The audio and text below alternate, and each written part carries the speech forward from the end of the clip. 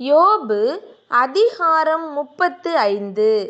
பின்னும் எலிஹூ மாறுதரமாக, என் நீதி தேவனுடைய நீதியைப் பார்க்கிலும் பெரியதென்று நீர் சொன்னது நியாயம் என்று எண்ணுகிறீரோ? நான் பாவியாயிராததினால் எனக்கு பிரயோஜனம் என்ன? பலன் என்ன? என்று சொன்னீர். உமக்கும் உம்மோடே இருக்கிற உம்முடைய சிநேகிதருக்கும் நான் பிரதியுத்தரம் சொல்லுகிறேன். நீர் வானத்தை அண்ணாந்து பார்த்து, உம்மை பார்க்கிலும் உயரமாயிருக்கிற ஆகாய மண்டலங்களை கண்ணோக்கும்.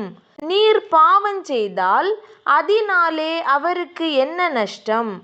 உம்முடைய மீறுதல்கள் மிகுதியானாலும் அதினாலே அவருக்கு என்ன சேதம்?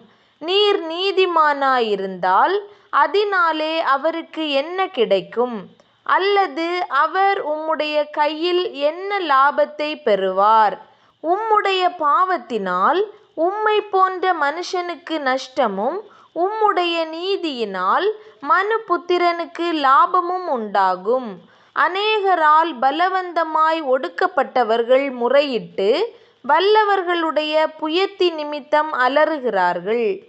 பூமியின் மிருகங்களை பார்க்கிலும் எங்களை புத்திமான்களும், ஆகாசத்து பறவைகளை பார்க்கிலும் எங்களை ஞானவான்களுமாக்கி, என்னை உண்டாக்கினவரும் இரவிலும் கீதம் பாட அருள் செய்கிறவருமாகிய என் சிருஷ்டி கர்த்தாவாகிய தேவன் எங்கே என்று கேட்பவன் ஒருவனுமில்லை. அங்கே அவர்கள் பொல்லாதவர்களின் பெருமையின் நிமித்தம் கூப்பிடுகிறார்கள். அவரோ மறு உத்தரவு கொடுக்கிறதில்லை. தேவன் வீண் வார்த்தைக்கு செவிகொடார். சர்வ வல்லவர் அதை கவனியார். அவருடைய தரிசனம் உமக்கு கிடைக்கிறதில்லை என்று நீர் சொல்லுகிறீரே. ஆனாலும் நியாய தீர்ப்பு அவரிடத்தில் இருக்கிறது. ஆகையால் அவருக்கு காத்து கொண்டிரும்.